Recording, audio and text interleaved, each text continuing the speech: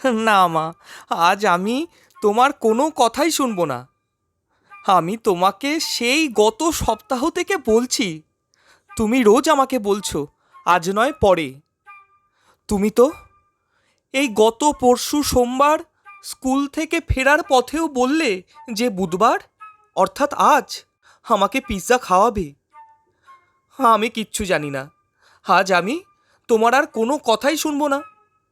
আজ তোমাকে আমায় পিৎজা কিনে দিতেই হবে। কি গো মা, বলো, আজ আমাকে পিৎজা খাওয়াবে তো তুমি? কি গো মা, বলো।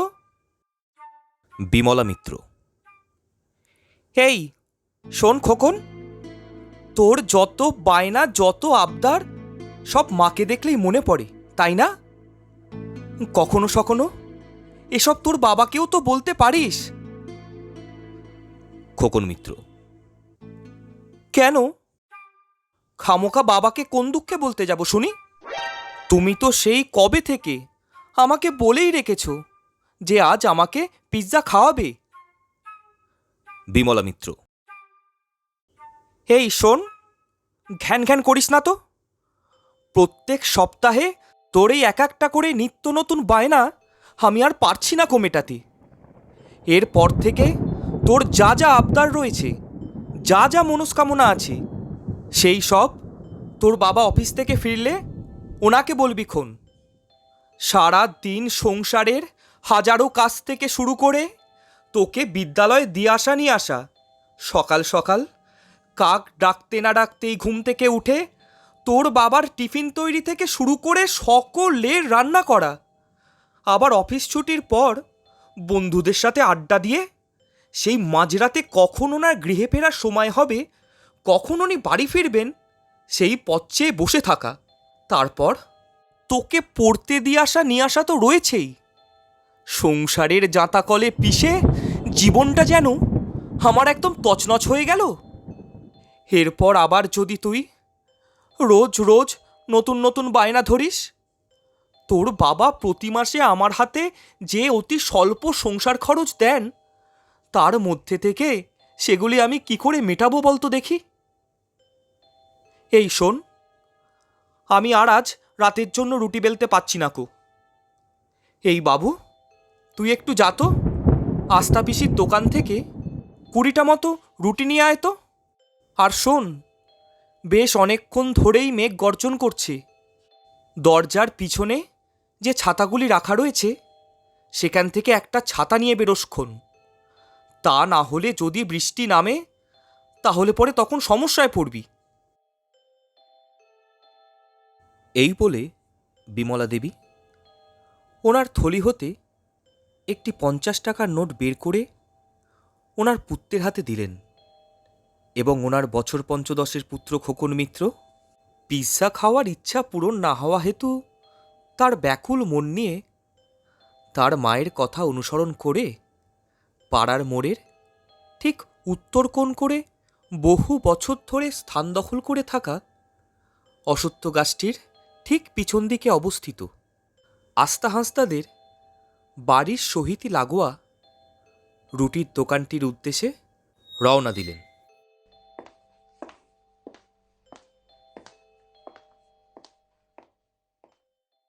আস্থা দেবীদের দোকানে পৌঁছে খোকন মিত্র লক্ষ্য করলেন আস্থা দেবী এই মুহূর্তে এখানে অনুপস্থিত হলেও এথা আস্থা দেবীরই রুটি প্রস্তুত করা স্থানে আসন গ্রহণ করে রুটি তৈরির কাজে মগ্ন বছর দশেকের এক বালিকা। খোকন মিত্র এই বালিকাকে রুটি বানাতে দেখে অত্যন্ত যত্ন সহকারে রুটি প্রস্তুত করার কাজে মনোনিবেশিত বালিকাটির উদ্দেশ্যে বললেন, বলি কি, এই 20টি মতন রুটি হবে? রুটি বেলতে বেলতেই খোকন মিত্রের পানে তাকিয়ে বালিকাটি উত্তর দিলেন, হ্যাঁ হবে বই কি, তবে একটু সময় লাগবে। আসলে মা তো নেই, মা গিয়েছে পুকুর পাড় হতে একটু কচু শাক নিয়ে আসতে, তাই আমাকে যে এখন একা হাতে দোকান সামলাতে হচ্ছে। এই কয়েকটা রুটি বানিয়ে নিয়েই আপনারগুলো তৈরি করে দিচ্ছি। খোকন মিত্র। হ্যাঁ সে ঠিক আছে, তবে খুব একটা দেরি করবেন না। কারণ আকাশের যা অবস্থা দেখছি মুষলধারে বৃষ্টি নামলো বলে। রূপসা হাসতা। না না দাদাবাবু, খুব একটা বেশি সময় লাগবে না, এক্ষুনি হয়ে যাবে। খোকন মিত্র। আচ্ছা ঠিক আছে, আপনি রুটি প্রস্তুত করুন, আমি ততক্ষণ না হয় এখানে অপেক্ষা করছি। তা আপনার নাম কি? বালিকা। আমার নাম রূপসা, রূপসা হাঁসদা, তবে মা আমাকে রূপু বলে ডেকে থাকে। রূপসা হাসতার এই কথা সম্পূর্ণ হতে না হতেই তার উদ্দেশ্যে একটি কণ্ঠস্বর ভেসে এলো। হ্যাঁ রে রূপু, বিনয় কাকার রুটিগুলো তৈরি হয়ে গেছে তো? ফেরার পথে বিশুদার চায়ের দোকানে দেখা হয়েছিল ওনার সাথে, উনি কিন্তু চা খেয়েই এখানে আসছেন রুটি নিতে। রূপসা হাঁসদা দেখলেন ওনার মা পুকুর পাড় হতে কচু শাক সংগ্রহ করে বাড়ি ফিরছেন, এবং মায়ের করা এই প্রশ্নের উত্তরে রূপসা হাঁসদা বললেন, হ্যাঁ মা, হয়ে গেছে, এই তো এবারই দাদাবাবুর রুটি কটি তৈরি করা শুরু করব। আস্থা দেবী। আরে এ কাকে দেখছি? হে আমাদের খোকন বাবু যে, কেমন আছিস বাবা? তোর মা কেমন আছেন? খোকন মিত্র ওনার ভ্রুদয় খানিক কুঁচকে উদাস ভঙ্গিমায় বললেন, মা ভালোই আছে গো আস্তা পিসি। আস্থা হাসতা। তা তোর মুখখানি আজকের মেঘলা আকাশের ন্যায় এমন বেজার হয়ে রয়েছে কেন শুনি? খোকন মিত্র। আর বলো না গো পিসি, সেই কবে থেকে মাকে বলছি একটা পিৎজা খাওয়াতে, মা আজ নয় কাল, কাল নয় পরশু করে আর খাওয়াচ্ছেই না। মা যে আজও বলেছিল যে বিদ্যালয় থেকে ফেরার পথে পিৎজা খাওয়াবে, কিন্তু জানো পিসি, মা আজও আমাকে পিৎজা খাওয়ালো না। ইতিমধ্যেই আকাশপ্রান্ত হতে মেঘের তীব্র গর্জন ধ্বনিত হল।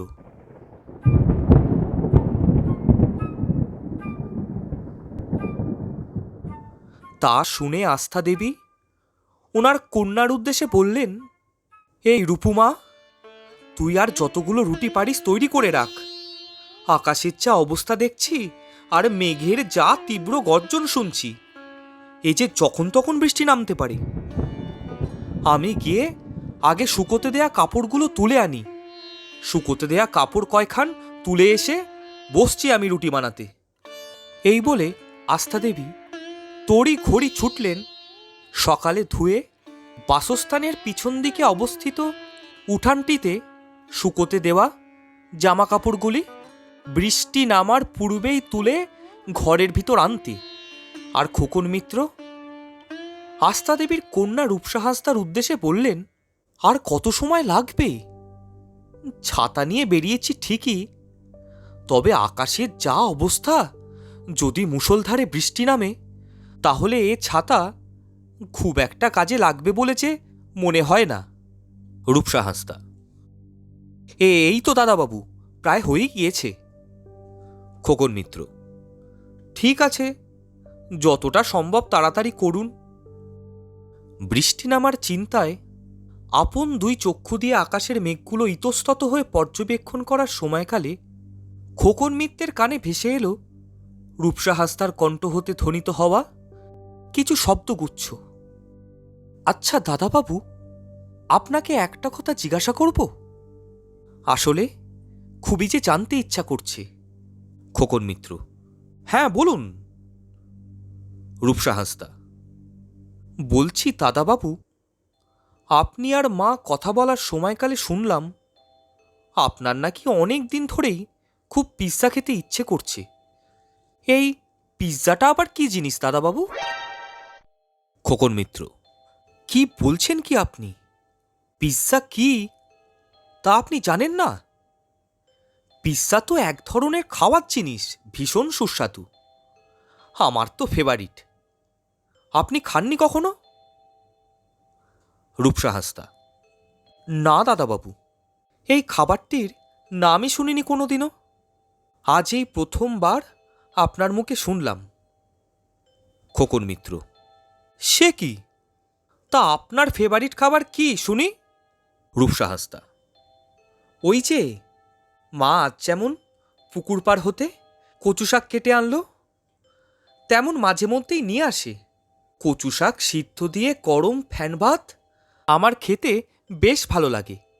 তবে আমাদের রোজ যে আর ভাতের হাঁড়ি চাপে না, তাই বেশিরভাগ দিন এই দোকানের যা অবিকৃত রুটি থাকে সেগুলি আমরা সকলে মিলে রাত্রিবেলা আর পরের দিন সকালে খেয়ে থাকি।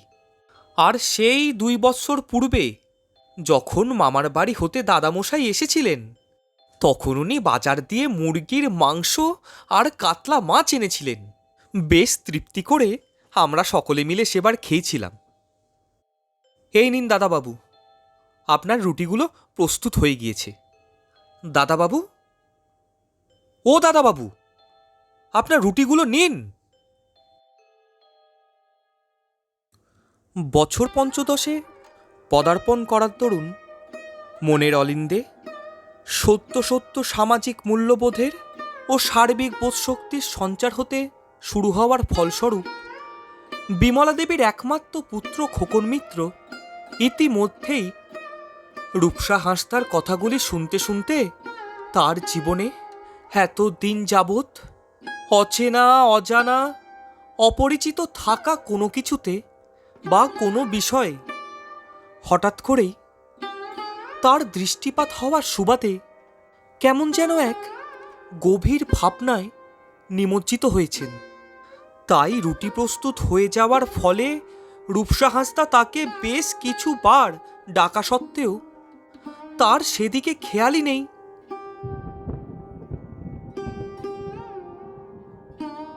তবে রূপসা হাঁসদা এবার বেশ উচ্চস্বরে হাঁক দিয়ে বসলেন। ও দাদাবাবু, কখন থেকে আপনাকে ডাকছি শুনতে পাচ্ছেন না নাকি? খোকন মিত্র। হ্যাঁ বলুন। রূপসা হাঁসদা। এই নিন, আপনার রুটিগুলো ধরুন।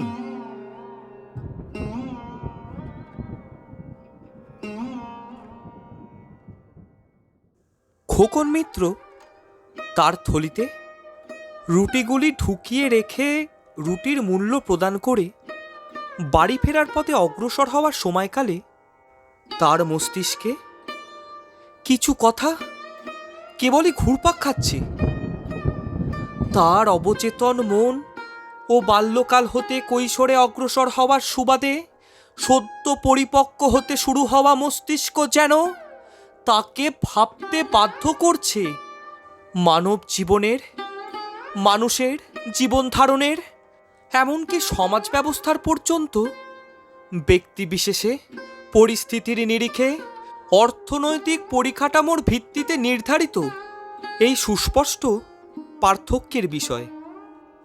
একটি মাত্র আশ্রয় রূপে মাথার ওপর অবস্থান করা ছাদ থেকে শুরু করে নিত্য পরিধানের পোশাক, এমনকি প্রতিদিনের খাদ্যের মতো মৌলিক অধিকারগুলির ক্ষেত্রেও বহু যুগ ধরেই স্থাপিত এই সুদৃঢ় বৈষম্যে ঈশ্বরের অশেষ কৃপায় সংগ্রামে পরিপূর্ণ এই কঠিন জগতেও সাবলীলভাবে জীবনযাপন করতে সক্ষম হওয়ার সাথেই উপযুক্ত বোধশক্তির অধিকারী খোকন মিত্রের মতো খুব অল্প বয়সী মানুষগুলিরও পর্যন্ত যথাযথভাবে দৃষ্টি নিক্ষেপ হলেই যে তাদের বিবেক যেন তাদের মনের অলিন্দে বাসা বাঁধা সকল অবাঞ্ছিত শখ আহ্লাদ নিমেষে বিসর্জন দিয়ে ফেলতে অনবরত নির্দেশ দিয়ে থাকে।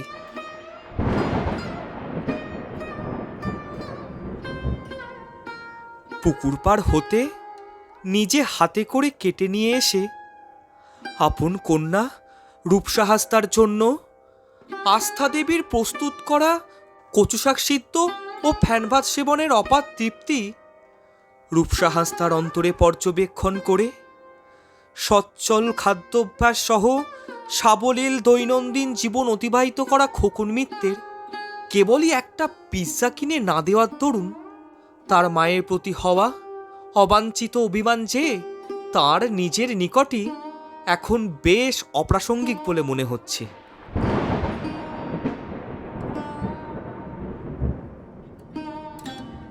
তার বাড়ি ফেরার রাস্তারই একপাশে অবস্থিত পিৎজার দোকানটির দিকে প্রত্যহের অভ্যাস অনুযায়ী খোকন মিত্র আজও ঘাড় ঘুরিয়ে তাকালেও আজ সেটি যেন তাকে সেই আগের মতো আর আকর্ষণ করল না।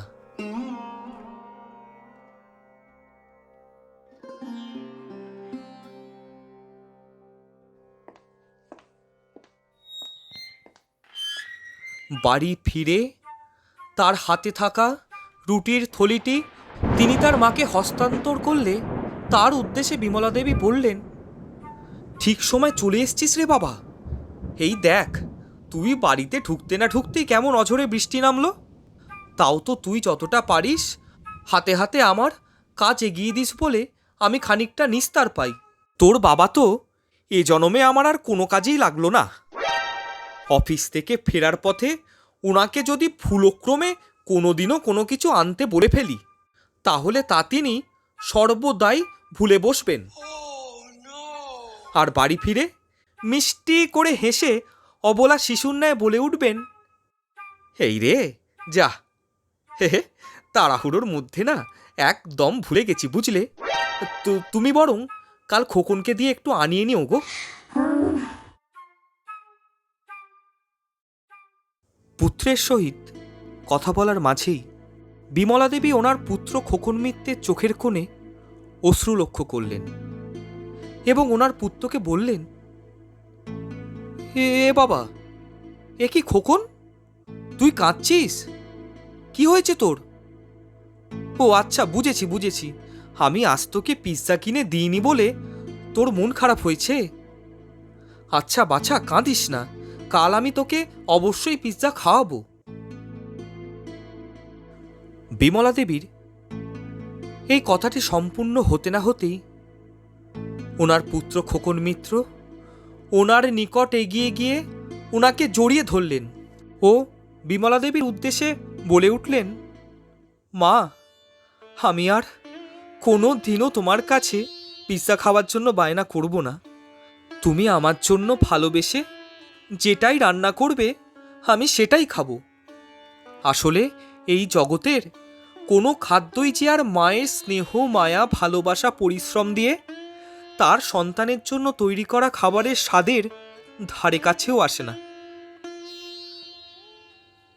বিমলা দেবী ওনার পিৎজা প্রেমী পুত্রের কণ্ঠ হতে হঠাৎ এমন আবেগতাড়িত, বিবেক পরিপূর্ণ, স্নেহময়ী বাণী শুনে বেশ আশ্চর্য হলেন।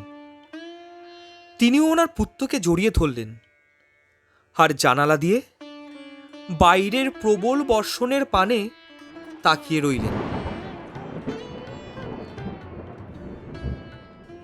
বেশ বহুযুগ ধরেই স্থানকাল ক্ষেত্র বিশেষে বিভিন্ন বিষয় মানুষের নানান শৌখিনতার পরিচয় পাওয়া যায়। পোশাক পরিধান থেকে শুরু করে গৃহ নির্মাণ সহ মানবজাতি অপেক্ষাকৃত আধুনিক যুগে পদার্পণ করার পর যানবাহন, এমনকি বর্তমান সময় মানব জীবনের অপরিহার্য এবং প্রায় সর্বক্ষণের সঙ্গী হয়ে ওঠা মোবাইল ফোনে পর্যন্ত বিচিত্রতার সহিতই শৌখিনতাও পরিলক্ষিত হয়ে থাকে। তবে অধিকাংশ মানুষই অপর সকল কিছুর তুলনায় বিভিন্ন ধরনের খাদ্যের বৈচিত্র্যময় স্বাদ উপভোগ করার ক্ষেত্রে অনেক অধিক মাত্রায় শৌখিন হয়ে থাকেন। আর এই ক্ষেত্রে কোনো ব্যক্তি যদি খাদ্যপ্রেমী কিংবা অপর কথায় খাদ্যরসিক হয়ে থাকেন, তাহলে তো আর কথাই নেই। খাদ্যরসিক কোনো মানুষের ভেঙে যাওয়া মন থেকে শুরু করে মস্তিষ্কের অলিন্দে বাসা বেঁধে থাকা অবসাদ, এই সব কিছুরই নেতিবাচক প্রভাব কিছু সময়ের জন্য হলেও ক্ষীণ হয়ে গিয়ে থাকে তার প্রিয় খাদ্যের অতুলনীয় স্বাদে ও গুণমানে। কিন্তু বহু যুগ ধরেই খাদ্য গ্রহণের মতন মানব জীবনের অন্যতম প্রধান মৌলিক অধিকার বহু মানুষেরই নিকট খাদ্যের প্রকার, গুণমান ও বিশেষ করে স্বাদের ওপর ভিত্তি করে ক্ষুধা নিবারণের থেকেও শৌখিনতা নির্বাহের অন্যতম প্রধান বস্তু হয়ে উঠলেও এই জগতে এমন বহু মানুষও রয়েছেন যাদের দুবেলা দুমুঠো রুটির বা অন্নের জন্য দিবারাত্রি এক করে কঠোর পরিশ্রমে ও সীমাহীন দৈনন্দিন সংগ্রামে লিপ্ত হতে হয়।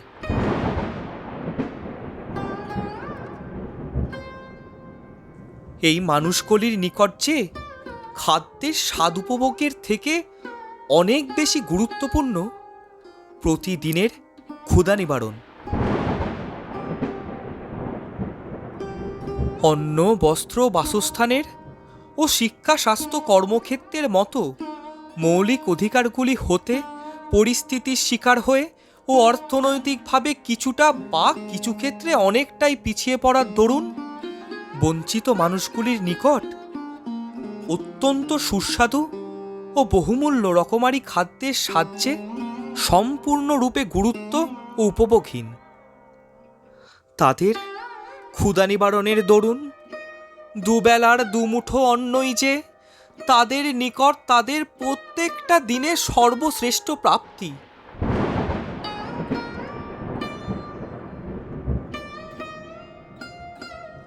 লেখক স্বাগতম চৌধুরী ওনার দ্বারা রচিত এই গদ্যটিতে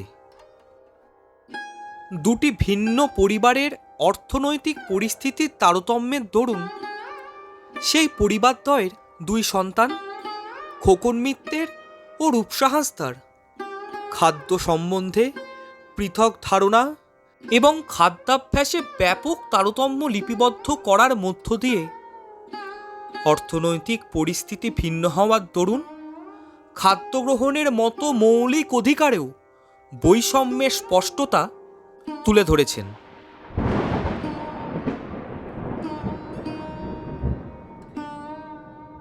একদিকে যেমন অর্থনৈতিকভাবে সাবলীল পরিবারের সন্তান হওয়ার সুবাদে খোকন মিত্র স্বাভাবিক খাদ্যাভ্যাস সহ তার প্রিয় খাদ্য পিৎজার স্বাদ উপভোগের ক্ষেত্রে যথেষ্টই শৌখিন এবং উদ্বেগী, আবার অপরদিকে তার গৃহেরই ঢিলছোড়া দূরত্বে বসবাসকারী অর্থনৈতিকভাবে অপেক্ষাকৃত পিছিয়ে পড়া পরিবারের সন্তান পিৎজা নামক অত্যন্ত সুস্বাদু ও বিলাসবহুল খাদ্যের স্বাদ, এমনকি সেই খাদ্য সম্বন্ধেই অজ্ঞাত থাকা রূপসা হাঁসদা